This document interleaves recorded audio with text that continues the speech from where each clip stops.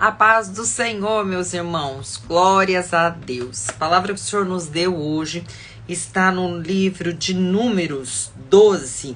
Fala a respeito da sedição de Miriam e Arão. Diz assim a palavra do Senhor. Falaram Miriam e Arão contra Moisés, por causa da mulher cuxita que tomara, pois tinha tomado a mulher cuxita. E disseram, porventura tem falado o Senhor somente por Moisés? Não tem falado também por nós? O Senhor o ouviu. Então o varão Moisés, muito manso, mais do que todos os homens que havia sobre a terra. Era o varão Moisés muito manso. Logo o Senhor disse a Moisés e a Arão e a Miriam, vós três, saí à tenda da congregação. E saíram eles três. Então o Senhor desceu na coluna de nuvem, se pôs à porta da tenda. Depois chamou a Arão e a Miriam e eles se apresentaram. Então disse, ouvi agora as minhas palavras, se entre vós há profeta, eu, Senhor, em visão a ele me faço conhecer, ou falo com ele em sonhos. Não é assim com meu servo Moisés, que é fiel em toda a minha casa. Boca a boca falo com ele, claramente, não por enigmas, pois ele vê a forma do Senhor. Como, pois, não temestes falar contra o meu servo, contra Moisés? E a ira do Senhor contra ele se acendeu e retirou-se.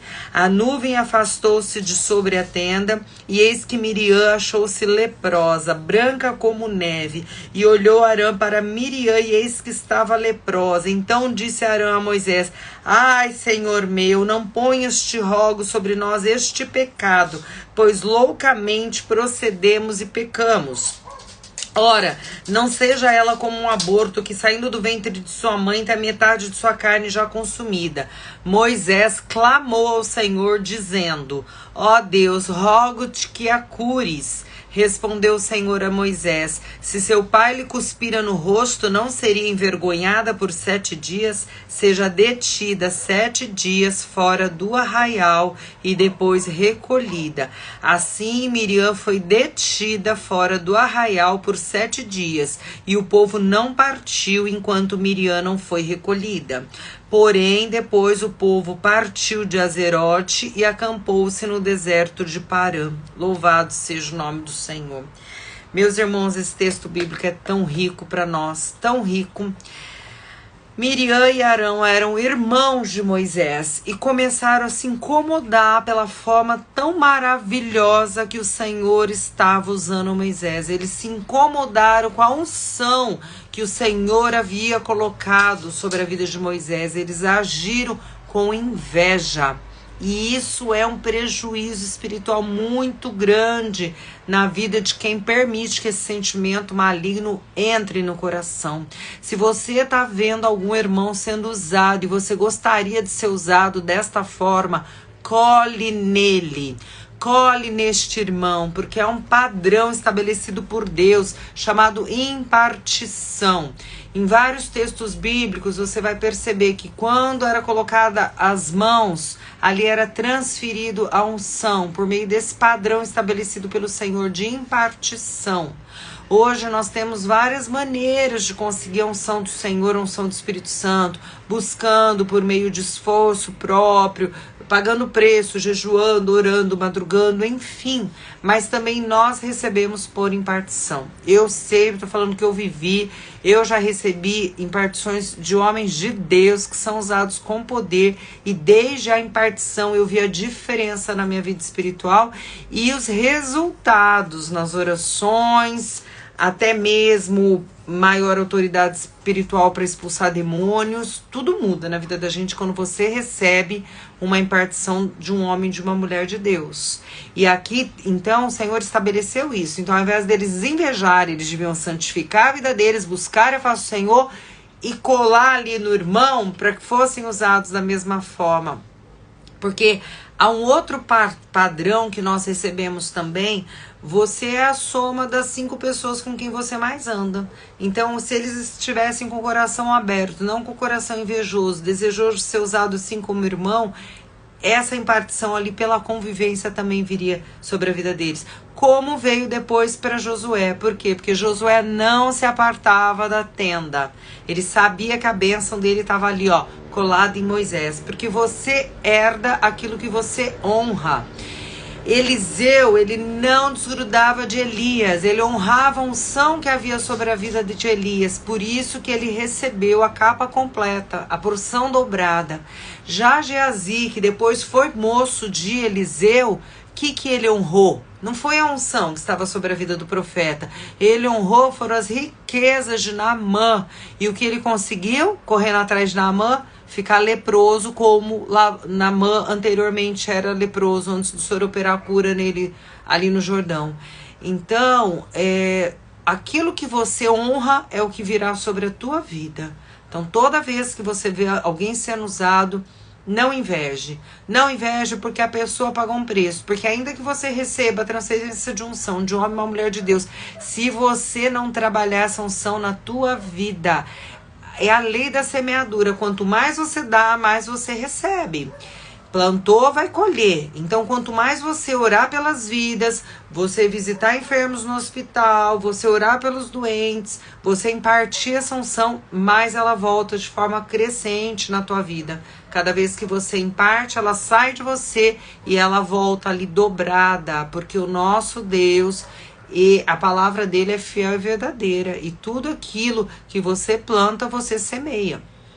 Então é um padrão maravilhoso. Então não há por que invejar o homem e a mulher de Deus que estão sendo usados pelo Senhor. O Senhor nos dá recurso. O Senhor quer usar todos nós. Nós temos que honrar a unção que está na vida do outro, porque ela vem do Espírito Santo de Deus. E quando você fala mal da unção, está falando mal do próprio Espírito. Isso é blasfema. Blasfêmia não é perdoada, é o único pecado que não tem perdão, é blasfemar contra o Espírito. Que haja o temor do Senhor nos nossos corações para que a gente não faça tal. Porque aí no verso 2 você observa, né, os dois conversando lá entre os irmãos, falando mal do outro irmão, né? Qualquer semelhança que se vê pelas igrejas aí não é mera coincidência, né? Irmãozinhos perdendo a bênção para se reunir para falar mal de outro irmão. E aí a palavra diz o quê? Quando eles começaram a falar, quem que ele pensa que é? Deus só está falando pela boca dele, por acaso não usa a gente também? Diz que o Senhor ouviu, o Senhor lá dos céus ouviu a maledicência deles. Logo o Senhor, e aí diz no verso 3 que Moisés era muito manso, mais do que todos os homens que havia sobre a terra. Você lembra que Moisés havia matado o egípcio? Olha o que Deus faz na vida da pessoa, como Deus transforma. Se nós aceitarmos Jesus e permitirmos que o Espírito Santo trabalhe nas nossas vidas, nós ficamos criaturas irreconhecíveis para a glória de Deus. Agora ele era o homem mais manso que havia sobre a face da terra, um ex-homicida. Louvado seja Deus que transforma tudo. Logo o Senhor disse a Moisés, Arão e a Miriam, vós três saí à tenda da congregação, porque o Senhor queria tratar com eles por causa do que havia ocorrido. E aí o Senhor diz que ele fala assim com outros profetas e até falava com eles, mas que com Moisés era diferente, ele falava boca a boca. E sabe por quê? Observem o porquê. Não é assim com os outros eu falo em visão, falo em sonhos. Não é assim com o meu servo Moisés, que é fiel em toda a minha casa.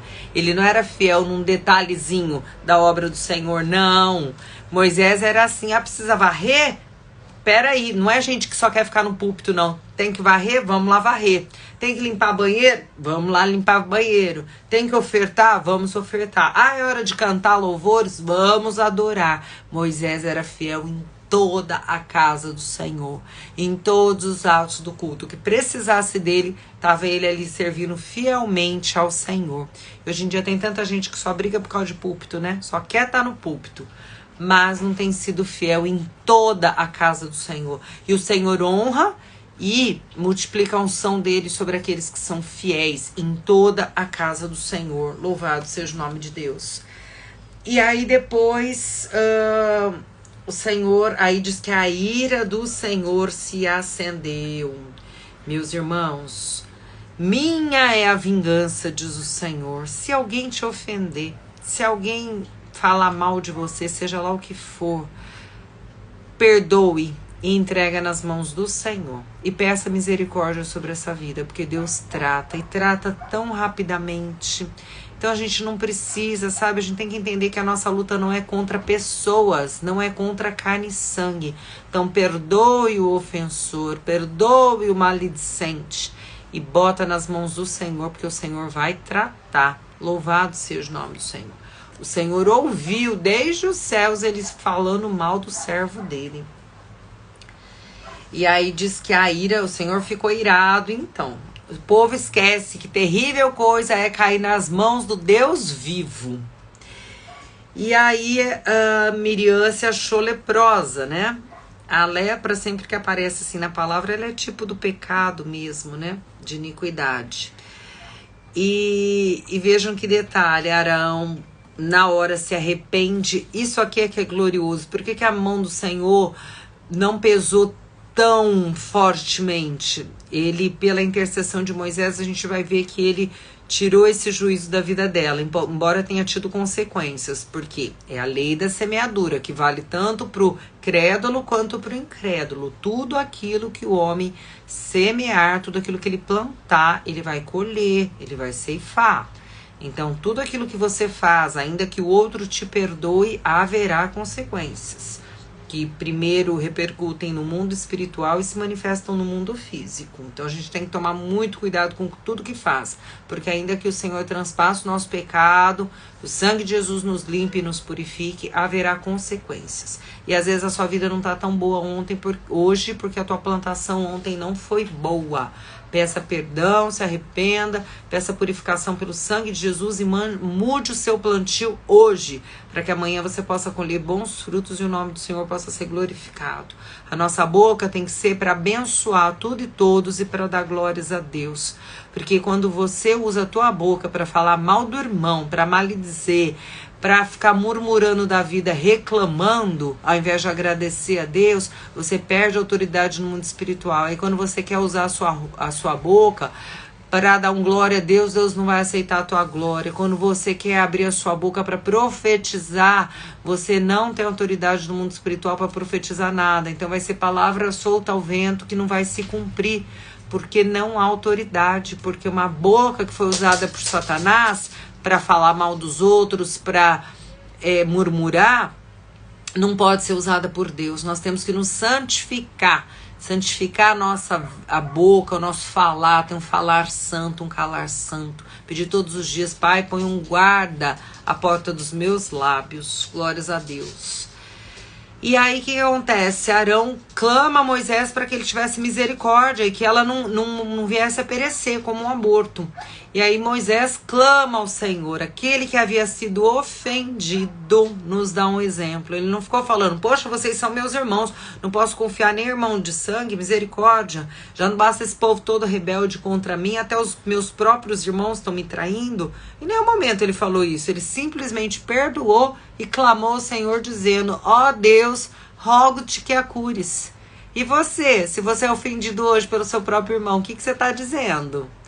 Não é? Você vai lá clamar por ele para que Deus tenha misericórdia e cure, liberte, salve de verdade.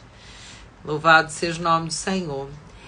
Então o Senhor diz o quê? Que vai haver uma consequência, porque ainda que o pai dela tivesse cuspido no rosto dela, ela tinha que ficar 7 dias fora do arraial como impura. Então ela teria que ficar fora da presença do Senhor, fora da bênção do corpo de Cristo por esses dias, para pagar aquilo que ela havia feito. Então houve uma consequência, ela foi humilhada, ela foi envergonhada, tendo que ficar fora do arraial. E é isso que ocorre com aqueles que, ao invés de prestar atenção, se colocar como vaso nas mãos de Deus para que Deus use, buscar a unção do Senhor, fica invejando o que está na vida do outro. Há consequências, há vergonha, você é exposto. E aí diz a palavra no final que o povo não partiu enquanto Miriam não foi recolhida de volta com eles. Aqui tem um ensino para as nossas vidas. O Senhor Jesus não vai voltar enquanto a palavra de Deus não tiver sido pregada a toda a criatura. E nós, como Igreja de Cristo, nós precisamos falar do Senhor, falar da salvação do Senhor e quais são as consequências de não aceitar Jesus. Que é uma morte eterna, sem Deus, onde há choro e ranger de dentes.